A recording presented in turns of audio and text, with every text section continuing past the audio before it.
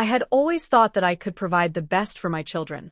After years of hard work, late nights, and sacrifices, I had saved up a substantial amount. $1 million. It wasn't just money. It was a gift for their future, something that would give them the opportunities one never had. My whole life had revolved around giving them what I couldn't give myself. I was proud of that.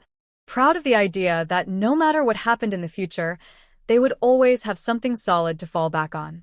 Little did I know, the world I had worked so hard to build was about to come crashing down around me. In hindsight, I should have seen the signs earlier, but I refused to believe it. I was too caught up in my work, too focused on the numbers, too convinced that everything at home was just as solid as my financial plans. But slowly, things started to shift. The first crack came when I noticed her coming home late more often, always with some excuse. I was working, she would say, but I knew she wasn't. She was too polished when she came home, different, like she had been somewhere she shouldn't have been. I told myself it was nothing. After all, we'd been married for over a decade, and I had no reason to suspect otherwise. But then it became undeniable. Small things started happening. Phone calls she'd end abruptly, messages that disappeared before I could even ask about them, a general sense of detachment. The intimacy between us faded, and I was left wondering what was going on. At first, I convinced myself I was being paranoid. She had every right to her privacy, after all. But as weeks went by, I began feeling the distance between us growing, like we were no longer on the same page. Her affection, once abundant, became fleeting. She wasn't the same person I married. The most unsettling change, though, was the coldness that crept into our interactions. The jokes that used to come easily between us were replaced by silence. The long talks we used to have about everything and nothing became forced, stilted. Even in the moments when we were alone, I could sense a barrier between us. I tried to talk to her about it, but she would brush me off. "You're imagining things," she'd say, or, "You're just stressed." I wanted to believe her. I didn't want to think the worst. But every instinct told me something was wrong, and it wasn't just a passing phase. I began to see things that confirmed my fears. The way she would smile when her phone buzzed, the way she seemed to hide it whenever I walked by. The tension in her voice when she'd answer certain calls or messages, then quickly change the subject when I asked who it was. There was a moment when I almost confronted her. I stood at the edge of our living room, watching her interact with our children, but I didn't have the courage. I wanted to ask her if she was seeing someone else, but the words wouldn't come. I feared what it would mean, what it would do to our family. After all, if the foundation of trust cracked, what would be left? The idea of losing everything we had built together terrified me. So, instead of confronting her, I sank deeper into my work, hoping that whatever was going on at home would resolve itself. I tried to ignore the nagging feeling in my gut, telling myself that maybe I was just being dramatic. It all came to a head one evening when I decided to check her phone. I wasn't proud of it, but in that moment, I felt I had no choice. I had to know. What I found on her phone shattered everything. A string of texts, too intimate and personal to be innocent, between her and someone else. The confirmation hit me like a ton of bricks. The feeling of betrayal was overwhelming. She had been unfaithful. My mind raced, but I couldn't process the enormity of what I had just discovered. I stared at the screen, unable to tear my eyes away from the messages that proved everything I had feared. My hands shook as I put the phone down. I didn't know what to do. I didn't know what to say. How could she betray me like this? How could she do this to our children? I couldn't bring myself to confront her then and there. The room felt suffocating, and I felt the weight of every lie she'd told, every word of comfort that had turned out to be empty. I didn't know how long I stood there, trying to make sense of it, but the reality of the situation was impossible to ignore. My marriage, the life we had built, everything I thought I knew about my family, it was all a lie. The hardest part was realizing that everything I had sacrificed for them, the late nights, the money I had worked so hard to save for their future, seemed insignificant in the face of this betrayal. It felt as if the one person I trusted the most had shattered that trust in a way that would never be repaired. I had worked tirelessly to give her everything she wanted, everything I thought she needed, but in the end, it wasn't enough. The pain of knowing she had someone else in her life, someone she was sharing her love and affection with, was unbearable. My mind screamed for answers, for an explanation that would make sense of it all. But there was nothing, nothing but silence, and the growing sense that I had been a fool. I had been so focused on providing for my children that I never saw the cracks in my marriage. And now, those cracks had become a chasm that seemed impossible to bridge. I confronted her the next morning. There was no avoiding it anymore. The silence between us had grown unbearable, thick with unspoken truths. I asked her outright, "Are you seeing someone else?" Her eyes darted away from mine, avoiding the question at first, but then she sighed. The sigh felt like a weight lifting off her chest, and in that moment I knew. She wasn't surprised. She wasn't shocked by the question. She had been waiting for it. She admitted it. There was no hiding it anymore. She told me about him, how they had met, how it started, and the guilt she had carried for months. She said she had tried to fight it, tried to keep our family intact for the sake of the kids, but it wasn't enough. I felt the ground slip from beneath me as she spoke, her words like daggers piercing the very foundation of everything I thought was real. I had loved her. I had trusted her with everything I had, and now I was listening to her confess to something that felt worse than any betrayal I could have imagined. The emotions hit me all at once: anger, confusion, sadness, but above all, disbelief. How could she do this to me? To us? To the family we built together? I had always thought our relationship was strong, built on mutual respect and love, but now it felt like everything was a lie. The anger bubbled up inside me, and I struggled to keep my voice steady. "How long?" I asked. She hesitated before answering. "A year," she said quietly. A year. The time it took for everything I knew to unravel. A year of lies, a year of secrets, and a year of betrayal. I wanted to scream, to lash out, but instead, I sat there numb. I couldn't comprehend the enormity of what she had just said. A year. How had I not known? How had I not seen it? I was so wrapped up in my work, so focused on the future, that I failed to notice the cracks in our marriage. And now it was too late. I looked at her, feeling a mixture of hatred and heartbreak, but mostly, I felt lost. How do you fix something that's been broken for so long? She apologized, of course. She said she was sorry, but her apology felt empty, hollow. How could I trust her words now? How could I believe anything she said?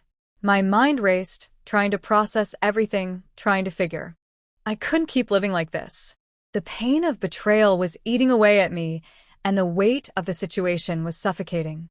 I thought I could push through, that somehow I could find a way to make it work for the sake of our family. But the longer I stayed, the more I realized that our relationship was beyond repair. The love I had for her was still there, but it was tainted with resentment, distrust, and anger. The foundation we built our lives on had cracked, and no matter how hard I tried to hold it together, it was falling apart. I began to see things more clearly. The idea of staying for the kids felt less and less like the right choice. I had always put them first, always wanted to give them the world, make sure they never had to suffer in the way I had. But I couldn't ignore the fact that I was also suffering. I couldn't continue to sacrifice my own well-being for the sake of a broken marriage. Staying in this toxic environment wasn't doing anyone any good. I had to put myself first for once. The decision wasn't easy, and it wasn't something I came to overnight. The more I thought about it, the more I realized that the future I had worked so hard to secure for my children wasn't going to be enough if I couldn't heal. I had spent so many years wrapped up in my role as a provider, as a father, that I had forgotten to take care of myself. I needed to rebuild, not just for them, but for me. If I wanted to be a good father, I needed to be a whole person again. I needed to find peace and start living my life for myself, not for the ghost of a family that no longer existed. I made the difficult decision to leave. I couldn't stay with someone who had betrayed me, and I couldn't keep pretending that everything was fine when it clearly wasn't. I wasn't angry anymore. I wasn't screaming or lashing out. I was just numb. I had reached a point where I knew this was the only way forward. There was no sense in staying in a marriage that was suffocating me. The woman I had once loved, the woman I had given everything to, was no longer the person I thought she was. She had changed. We had both changed. The hardest part was facing the reality that my children would suffer. They would lose the family they had known, the stability I had promised them. I had worked so hard to provide for them, to give them everything they could ever need. But in the end, it wasn't the money that mattered. It wasn't the house, or the car, or the bank accounts I had filled for their future. It was the love, the trust, and the emotional security that I had failed to give them by staying in a broken marriage. I realized that I couldn't be the father they needed if I wasn't whole myself. I decided that I would keep the $1 million I had saved. I wasn't giving it to her, and I wasn't going to let it go to waste. I had worked for that money, and no matter how painful it was, I had earned it. But it wasn't about the money anymore. It was about what I could do for my children moving forward. I would keep that money for them, for their future, but I wouldn't let it define my relationship with them. They needed more than money. They needed a father who was present, who was emotionally available, who wasn't trapped in the wreckage of a marriage that no longer existed. When I told her I was leaving, she didn't fight me.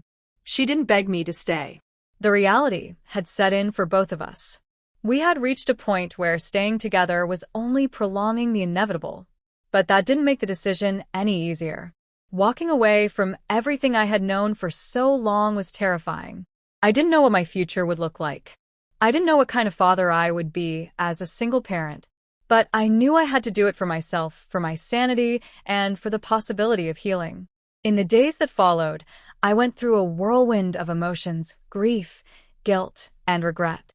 I felt like I was betraying my children, like I was failing them in a way that couldn't be undone. But deep down, I knew that staying in a broken marriage would do far more damage. I needed time to heal. I needed space to find myself again. I couldn't be the father they deserved if I didn't take the time to rebuild. The journey ahead was going to be difficult, but I couldn't keep pretending that I had all the answers. I had to face the pain head-on, allow myself to mourn, and then find a way to move forward. As for her, I didn't know what the future held for us. Maybe she'd change. Maybe she wouldn't. But it didn't matter anymore. I had to let go. I had to let go of the dream of what we were and accept the reality of what we had become. I couldn't change her, and I couldn't fix what was broken. All I could do was focus on healing and rebuilding the pieces of my life that were still left. And no matter how hard it was, I knew that I had made the right choice. For me. For my children. For the future. The decision was made. I had let go of the life I once knew, and now, all I could do was move forward. The kids were with their mother now, and despite everything that had happened, they seemed to have accepted the new reality. The distance between us was painful, but what hurt the most was that they had sided with her. They were too young to understand the depth of the situation.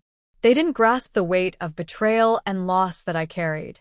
They had their own lives, their own connections, and despite all I had done for them, they seemed to drift further away, aligning themselves with the person who had broken everything apart. I tried to stay present in their lives. I sent messages, made calls, and showed up at their events, hoping to maintain some connection, but it wasn't the same. They had already found comfort in the new dynamic at their mother's house. She had quickly moved on, bringing a new man into their lives, a man who had become a replacement of sorts for what we had lost. It was hard to watch them bond with him, to see them look at him with the same affection they once showed me. I knew it was natural for them to seek stability in the chaos, but it still stung. I couldn't help but feel abandoned by them, and the feeling was devastating. As the weeks turned into months, I realized that I couldn't keep holding on to the hope that things would go back to normal. This wasn't a phase. This wasn't something we could simply patch up with apologies and promises. My marriage was over, and my children's lives had moved on without me. The harder I tried to hold on to the past, the more I realized I was suffocating under the weight of it all. I had to accept that the family I had known was gone. No amount of money, no grand gesture, no words could bring it back. I could still give my children the future I had promised them, but I couldn't force them to see me as the father they once knew. I couldn't make them understand the pain I felt, the hurt that came from giving everything to them, only to be discarded by both their mother and them. I knew I couldn't let this define me. I couldn't let this pain become my identity. I had to keep moving forward, even if it felt like I was walking alone. So, I focused on myself. I had to rebuild my life from the ground up, but this time, it wasn't just about providing for my family financially. I needed to rebuild emotionally. I took time for myself, something I had never done before. I started therapy, something I had always dismissed. But in those sessions, I began to understand the depth of my pain and how to navigate it. I started rediscovering the things I had neglected in myself, my hobbies, my interests, the person I used to be.